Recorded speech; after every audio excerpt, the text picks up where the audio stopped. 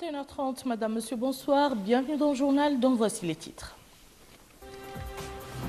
Le président de la République engage le gouvernement à prendre toutes les mesures nécessaires pour activer la mise en œuvre des mesures déjà prises en vue de l'éradication définitive des séquelles de l'esclavage.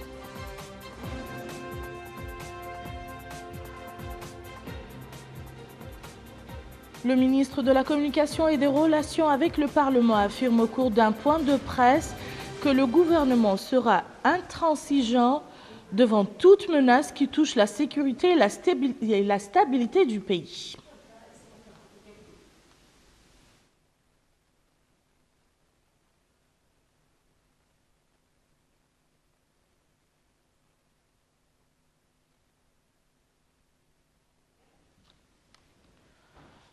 Nous ouvrons ce journal par le courrier du président de la République, Mohamed Ould Abdel Aziz, a adressé aujourd'hui un message de félicitations à son homologue John Dramani Mahama, président de la République sœur du Ghana, à l'occasion de la fête nationale de son pays. Le chef de l'État a réaffirmé à son homologue ghanéen son souci de poursuivre les efforts pour renforcer et développer les relations de coopération existant entre nos deux pays pour servir les intérêts de nos deux peuples frères. Le Conseil des ministres s'est réuni aujourd'hui sous la présidence du président de la République, Mohamed Ould Abdel Aziz. Le Conseil a examiné et approuvé le projet de loi suivant. Projet de loi modifiant certaines dispositions de la loi numéro 2000-005 du 18 janvier 2000 portant code de commerce. Ce projet de loi consacre la suppression du capital social minimum requis, initialement fixé à 1 million d'ouguiya pour la création de sociétés à responsabilité limitée. Cette mesure introduit plus de souplesse et donne plus de liberté aux associés de fixer, à travers leur statut, le montant et la nature de leur capital. Le Conseil a également examiné et adopté les projets de décret suivants. Projet de décret modifiant certaines dispositions du décret numéro 2012-127 en date du 22 mai 2012 fixant la composition et les règles de fonctionnement de la commission environnementale prévues par les contrats de partage de production des zones B, A, C2 et C6 du bassin côtier. Ce projet préconise qu'une partie de l'excédent budgétaire de la commission environnementale soit mise à la disposition des administrations concernées pour financer des projets en rapport avec le développement et l'extension des réseaux électriques et notamment l'éclairage public. Projet de décret portant création d'un établissement public à caractère administratif dénommé Institut national d'hépatovirologie et fixant ses règles d'organisation et de fonctionnement. Cet institut aura pour mission de constituer un pôle de référence dans la lutte contre les hépatites et de permettre l'accès à des soins de qualité au profit des patients. Il aura en charge de sensibiliser les populations sur la maladie et de réaliser un programme de dépistage et de vaccination.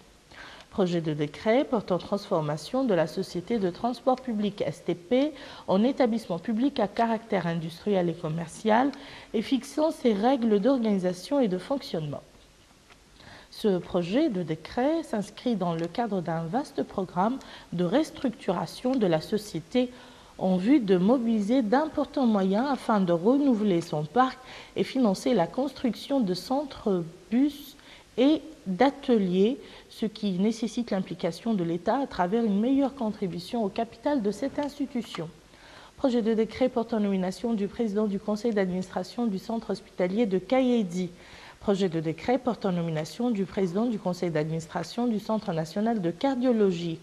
Projet de décret portant nomination du président du conseil d'administration du centre hospitalier Mère et Enfants. Projet de décret portant nomination du président du conseil d'administration du centre hospitalier de Néma. Projet de décret portant nomination du président et des membres du conseil d'administration de la Bibliothèque nationale. Projet de décret portant nomination du président et des membres du conseil d'administration de l'Office national des musées. Le ministre des Affaires étrangères et de la coopération a présenté une communication relative à la situation internationale. Le ministre de l'Intérieur et de la décentralisation a présenté une communication relative à la situation intérieure. Le ministre de la Justice a présenté une communication sur la feuille de route pour la mise en œuvre des recommandations du rapporteur spécial des Nations Unies sur les formes contemporaines d'esclavage. La feuille de route porte sur la mise en œuvre de 29 recommandations touchant à des domaines juridiques, économiques et sociaux en vue d'élargir la lutte et la sensibilisation autour de l'éradication des séquelles de l'esclavage. Le président de la République a instruit le gouvernement de prendre toutes les mesures nécessaires pour activer la mise en œuvre des mesures déjà prises en vue de l'éradication définitive des séquelles de l'esclavage. Le ministre du Pétrole, de l'Énergie et des Mines a présenté une communication relative à la procédure d'appel à la concurrence pour l'attribution de blocs pétroliers. Cette communication porte sur l'institution d'un appel à concurrence pour l'attribution de blocs pétroliers qui offre un climat de transparence et de compétition aux entreprises intéressées par l'investissement en Mauritanie. La ministre des Affaires sociales, de l'Enfance et de la Famille a présenté une communication relative à la promotion de la femme et le genre. La communication introduit un ensemble de mesures de nature à promouvoir la participation de la femme au développement. Ces positions se rapportent aussi bien à l'autonomisation économique qu'à la promotion des droits et l'accès aux centres de décision. Enfin, le Conseil a pris les mesures individuelles suivantes. Secrétariat général de la présidence de la République, autorité de la zone franche de Nouadhibou, secrétaire général El Jailani Ould Cheikh, précédemment directeur de l'administration électronique au ministère de l'Emploi, de la formation professionnelle et des technologies de la formation et de la communication. Port autonome de Nouadhibou, directeur général Ahmed Salem Ould Arbi Ould Naha, ingénieur. Directeur général adjoint Sidi Ould Kram, titulaire d'une maîtrise en finance, audit et contrôle de gestion. Agence nationale Tadamoun, secrétaire général Ahmed Ould Blal, dit Bellal, précédemment inspecteur adjoint à l'inspection générale d'État. Ministère des Affaires économiques et du Développement, secrétaire général Ahmed Ould Sid Ahmed Ould Dja, économiste. Ministère du Pétrole, de l'Énergie et des Mines, secrétaire général Mohamed Ould Shrif Ahmed, précédemment secrétaire général du ministère de la Fonction publique du Travail et de la modernisation de l'administration. Cabinet du ministre chargé de mission Saad Ould Ma'ainiya, précédemment directeur général de la Société mauritanienne des hydrocarbures et du patrimoine minier. Conseiller technique chargé des mines Diagana Omar, précédemment directeur du cadastre et géologie. Administration centrale, direction du cadastre et géologie, directeur Cheikh Ould Zamel, précédemment directeur des études et développement. Direction des études et développement, directeur Moud Ould Mghaivri, précédemment directeur adjoint à la même direction. Directeur adjoint Itawal Omar Ould Azizi, géologue. Direction du contrôle et suivi des opérations, directeur adjoint Ibrahim Abba Madine, ingénieur des mines, établissement public Société mauritanienne des hydrocarbures et du patrimoine minier, directeur général Mohamed Val Ould Telmidi, ministère de la Fonction publique, du Travail et de la modernisation de l'administration, secrétaire général Dr Mariam Abdelmalek, ministère de la Santé, établissement public, centre d'achat des médicaments essentiels et consommables, directeur général Dr Abdi Salem Ould Cheikh Saadbou, précédemment directeur général adjoint à la Caisse nationale d'assurance maladie. Caisse nationale d'assurance maladie, directeur général adjoint Dr Abdati Ould Lab, précédemment directeur des ressources humaines au même ministère. Ministère de l'Éducation nationale, secrétaire général Issa Ould Bellal, ministère de l'Enseignement supérieur et de la Recherche scientifique, secrétaire général Ismail Ould Sadr, professeur d'enseignement supérieur. Ministère délégué chargé des Mauritaniens de l'étranger, directeur de cabinet Hasni Ould Lefri, précédemment secrétaire général du ministère de l'enseignement secondaire. Et comme vous venez de le suivre, des membres du gouvernement ont commenté les résultats du Conseil des ministres. Il s'agit d'abord du ministre de la Justice, de la Communication et des Relations avec le Parlement, Maître Sidi Mohamed Maham a donné des éclaircies sur les projets de loi adoptés en Conseil des ministres ainsi que sur la création d'un Institut national d'hépatovirologie et la transformation de la Société nationale de transport public en établissement public à caractère industriel et commercial. Actualité oblige, le ministre de la Communication a aussi parlé des derniers événements. Il a dans ce cadre précisé que les autorités publiques ne disposent jusqu'ici d'aucune preuve affirmant l'intention de commettre le crime de la profanation du livre saint et que la version évoquant la présence des personnes à bord d'un véhicule 4x4 est attribuée à un enfant dont l'âge ne dépasse pas 7 ans. Il a ajouté que les investigations judiciaires sont en cours pour élucider la situation et que le gouvernement n'acceptera aucune atteinte à la sécurité et la quiétude des citoyens.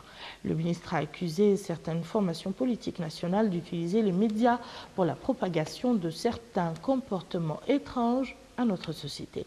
Ces mêmes formations avaient tenté vainement avec les appels pour le départ du président, tout comme elles avaient échoué au plan politique et échoueront cette fois-ci car le président de la République devait-il ajouter, avait inauguré le jour avant la chaîne Mahadra aux côtés de la radio du Coran et tant d'autres réalisations.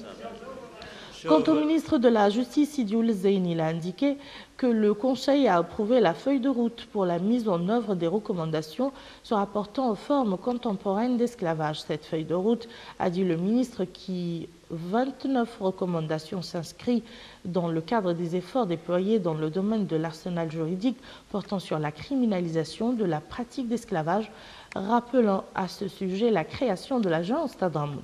Enfin, la ministre des Affaires sociales, de l'enfance et de la famille, Mme Lemina Moutelkhotob-El-Moma, a passé en revue une communication qu'elle a présentée au Conseil des ministres relative à la promotion de la femme et du genre.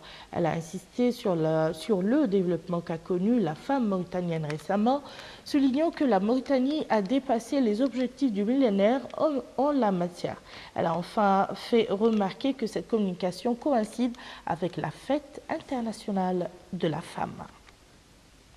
Et je vous rappelle que vous pouvez suivre à la fin de ce journal la seconde partie de cette conférence de presse. Le comité interministériel chargé du suivi du programme ML pour l'année 2014 s'est réuni aujourd'hui sous la présidence du Premier ministre Dr Moulay Mohamed Laghdaf. À l'ordre du jour de la réunion, le bilan de l'exécution du programme ML pour l'année 2013, l'évaluation et l'adoption du financement qui lui est alloué au titre du budget 2014, la redynamisation des composantes du programme boutique et le recadrage de l'approche suivi et fonctionnement, et enfin l'intégration des prévisions en matière de besoins en aliments de bétail pour la période de soudure qui commence dans les zones agro-pastorales. Le Premier ministre a demandé au comité de prendre en considération la nécessité de s'assurer de la continuité et de la pérennité de ce programme de haute importance pour notre pays. Le comité a décidé de prendre les mesures nécessaires pour assurer l'approvisionnement régulier des boutiques, de garantir la bonne qualité des produits vendus et de mettre en place la dynamique nécessaire pour répondre aux besoins en aliments de bétail en temps et en quantité voulue. Actualité parlementaire a été marquée à l'Assemblée nationale par la réunion de la Commission des finances consacrée à l'examen du projet de budget du secrétariat général du gouvernement. La réunion s'est déroulée sous la présidence du député Sidi Ould Didi, son président, tandis que le gouvernement était représenté par le ministre secrétaire général du gouvernement, Diallo Mamadou Batia.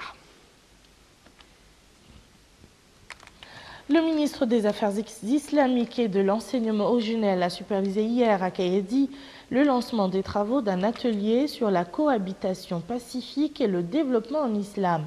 50 imams et chefs de Mahadra prennent part à cette rencontre. C'est à Kayedi, la capitale régionale de la wilaya de Gorgol, que se tient en ce moment l'atelier sur la cohabitation pacifique et le développement en islam. S'adressant aux participants, le ministre des Affaires islamiques et de l'enseignement originel, M. Ahmed Oulneni, a indiqué que la paix sociale est le fondement du développement durable, comme l'a affirmé le président de la République, M. Mohamed Ould Abdelaziz, en présentant l'approche de notre pays sur les objectifs du millénaire pour le développement OMD à N'Djamena, où il a lié la paix au développement, indiquant que le bien-être des peuples est lié à leur sécurité et à leur stabilité. De son côté, Mme Mama Hamadi Diakité, dite Dolomba, adjointe au maire de Kayidi, a saisi cette occasion pour souhaiter un bon séjour aux participants au nom du maire de la commune de Kayidi. Prenant la parole au nom du secrétaire général de l'association des oulémas mauritaniens, M. Bouna Oumarli, a souligné l'importance de la cohabitation pacifique dans notre pays et le rôle qu'elle doit jouer pour garantir un développement durable. Pour rappel, prennent part à cette rencontre de Kayidi-Ville 50 oulémas et cheikhs de Mahadra des wilayas du Gorgol, du Brakna, du Guidimara et du Trarza, où des conférences et des débats sont au menu de ces travaux. C'est parti pour l'extension et la densification du réseau électrique au niveau des 9 Mqata'a de la capitale. Le coup d'envoi de ce projet a été lancé hier à partir de Hayy Tarhil par le ministre du Pétrole, de l'Énergie et des Mines en compagnie de son homologue de l'habitat, de l'urbanisme et de l'aménagement du territoire. Plus d'informations avec Boubacar Baylabah. Bonne nouvelle pour les habitants des quartiers récemment aménagés par les pouvoirs publics. Il s'agit d'un nouveau projet d'extension du réseau électrique. Un engagement étatique matérialisé par le lancement du projet effectué hier par le ministre du Pétrole, de l'Énergie et des Mines. L'occasion pour M. Mohamed El Khouna de souligner que cet engagement s'inscrit dans le cadre des préoccupations du président de la République, dont l'amélioration des conditions de vie des populations constitue l'une des constantes de l'action du gouvernement. Il a ajouté que cet ambitieux programme consiste à améliorer la qualité du service en réduisant les chiffres de tension, accroître le taux d'accès à l'électricité dans la ville, mais aussi éradiquer les niches et assurer la sécurité des citoyens. Après cette adresse aux élus locaux et aux populations des quartiers bénéficiaires, le ministre du Pétrole, de l'Énergie et des Mines a reçu des explications détaillées sur le projet d'extension des réseaux publics. Ce projet, qui a coûté environ 3,3 milliards de guillas sur financement propre du budget de l'État, consiste en la pose et le raccordement de 131 km de réseau moyenne tension, la construction et l'équipement de 50 postes de transformation, la pose et le raccordement de 3500 foyers d'éclairage public. 4 mois, c'est la durée qu'il faudra pour exécuter cet ambitieux projet qui vient s'ajouter à d'autres importantes réalisations entreprises par l'État pour soulager les quartiers longtemps victimes de délassage électrique. Lancement aujourd'hui à Nouakchott des travaux de l'atelier de validation du plan d'action du ministère de la Santé pour l'année 2014. Les participants à cet atelier ont passé en revue le bilan des réalisations de l'année écoulée 2013 et examiné le plan d'action pour l'année en cours. Salim Majbour Salem. Le plan d'action du ministère de la Santé au titre de 2014 prévoit la réalisation d'un ensemble de projets et programmes de nature à améliorer les conditions de vie des populations. Il est ainsi prévu l'augmentation des structures de santé dans chaque wilaya, le renforcement des ressources humaines, l'amélioration de la dotation en médicaments des structures de santé. Objectif, généraliser les prestations de services pour le bien-être des populations. L'aboutissement d'un tel plan d'action est généralement précédé d'une étude approfondie des problèmes pour une meilleure identification des insuffisances en vue d'apporter les solutions adéquates.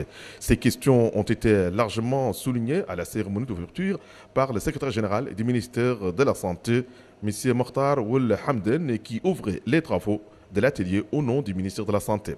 Le secrétaire général, après avoir situé les enjeux de ce plan d'action pour la Mauritanie, a remercié les partenaires du gouvernement mauritanien à l'exemple de l'Organisation mondiale de la santé, OMS. L'OMS s'est dit encouragée par la matérialisation des engagements politiques du gouvernement en matière de santé publique. Dr Baptiste Jean-Pierre, représentant de l'OMS à Nouakchott. Nous constatons avec satisfaction l'augmentation notoire des allocations au profit du ministère de la Santé au titre de 2013 par rapport à 2012, une augmentation de plus de 37%. La part dans le budget général de l'État a connu aussi une légère progression de 3,9% à 4,6%.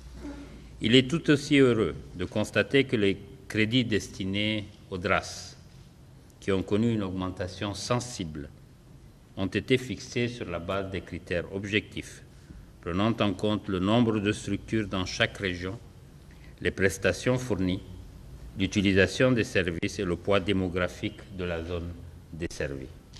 La rencontre de ce jeudi était organisée au profit des directeurs centraux et responsables des services, des coordinateurs de programmes et des directeurs des structures sous la tutelle du ministère de la Santé.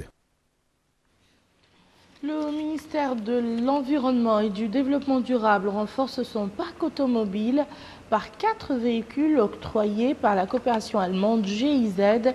Il s'agit de 2 Unimog à usage multiple et 2 voitures Toyota 4x4 que le secrétaire général du ministère de l'Environnement et du Développement durable, Mohamed Abdallahi Salem Ould Ahmedou, a réceptionné du coordinateur du projet Adaptation au changement climatique des villes côtières, Michel Walter. Au volet politique, le parti L'Union pour la République UPR a un nouveau président. Isselkou Ahmedizidbi, c'est son nom. Il a été élu hier soir à l'issue de la session extraordinaire de son Conseil national transformé en congrès. Le Conseil national a aussi par la même occasion élu Maître Sidi Mohamed El Maham, premier vice-président du parti. Le nouveau président a félicité la direction précédente pour le travail exemplaire accompli durant les dernières élections. À son tour, le président sortant de l'UPR, Mohamed Mahmoud El Mohamed Lemine, a quant à lui affirmé que le parti poursuivra l'œuvre en vue de réaliser les attentes du peuple mauritanien au terme de développement et de stabilité. La coordination des partis de l'opposition démocratique a tenu aujourd'hui une conférence de presse consacrée à sa position par rapport à l'acte de profanation du Saint-Coran perpétré dernièrement dans une mosquée de la Muqata'a de Tayert. Le communiqué publié à cette occasion est restitué par le président du parti Hatem, appelle à la conjugaison des efforts pour faire face à quiconque tenterait de souiller le symbole sacré de l'islam. Le président du Rassemblement des forces démocratiques et président en exercice de la COD, Mohamed Ahmed Ould Dada, a quant à lui fait savoir que l'islam est la religion de tous les Mauritaniens et représente un facteur d'unité pour l'ensemble des composantes de la société. Le réseau des femmes élues locales a célébré aujourd'hui le 3e anniversaire de sa création qui coïncide cette année avec la fête internationale du 8 mars. L'occasion pour les femmes du réseau d'expliquer les objectifs de leur organisation qui vise à renforcer la participation dans la gestion des affaires locales. Aminata Khan. Le réseau des femmes élues locales de Mauritanie plaide pour la prise en compte de l'égalité dans l'agenda post-2015. Cet appel a été lancé hier en perspective de la célébration de la fête du 8 mars. En attendant, l'heure est à l'évaluation des objectifs sur l'égalité pour combattre toute forme de discrimination. Prenant la parole, Mme Fatmetou Mint Abdelmalik a rappelé certains objectifs du réseau des femmes élues locales. La création du réseau Refera Mauritanie avec la fête internationale de la femme favorisera la représentativité féminine et améliorera les conditions de la femme et la place de la femme à laquelle nous aspirons. Et c'est à travers cela que le développement va se faire, c'est à travers cela que la bonne gouvernance va s'instaurer.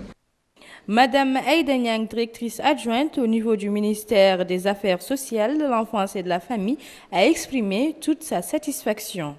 Je suis très honorée d'être là aujourd'hui pour représenter notre ministère des Affaires sociales, de l'enfance et de la famille.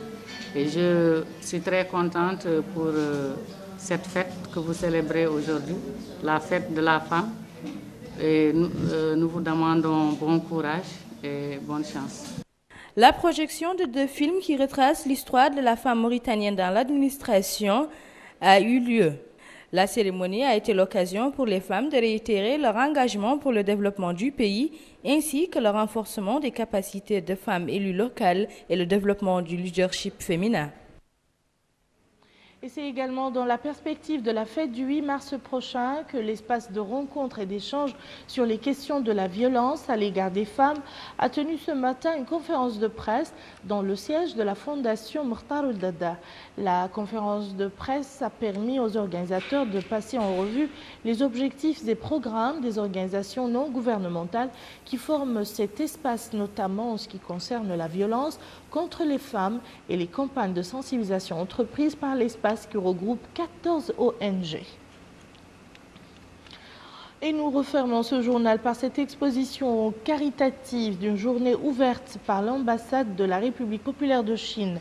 L'exposition dont le produit profite aux handicapés mauritaniens comprend plusieurs stands, dont un pour l'artisanat chinois, un autre pour les dessins et tableaux d'art et d'autres encore pour les livres, exprimant ainsi l'authenticité, la profondeur et la diversité de la culture chinoise. L'objectif de cette exposition, selon l'ambassadeur de Chine à Nouakchott, est de réunir des fonds au profit des personnes handicapées pour contribuer à améliorer les capacités de cette frange d'une part et à faire connaître la culture chinoise dans ses différentes manifestations.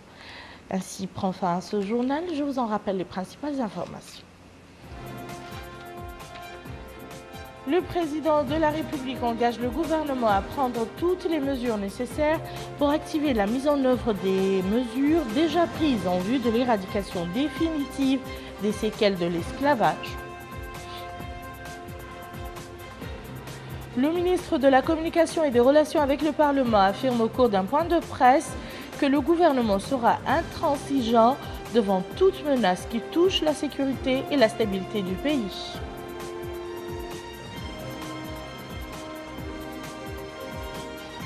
Le Premier ministre préside le comité interministériel chargé du suivi et de l'exécution du programme ML pour l'année 2014.